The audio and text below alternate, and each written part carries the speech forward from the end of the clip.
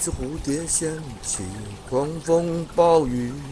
刺猬取暖应该保持距离，否则会伤了我也伤了你。青蛙泡水舒服煮熟自己，鳄鱼咬脚打它手也被咬，羊群盲从需要一个首领，沙丁鱼鱼群里闯进鲢鱼，恰好让沙丁鱼可以续命。一只蝴蝶掀起狂风暴雨，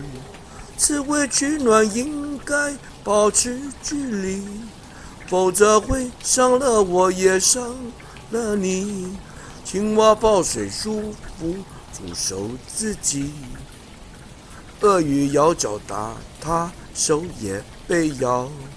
羊群忙中需要一个首领，沙丁鱼鱼群里闯进鲢鱼，恰好让沙丁鱼可以续命。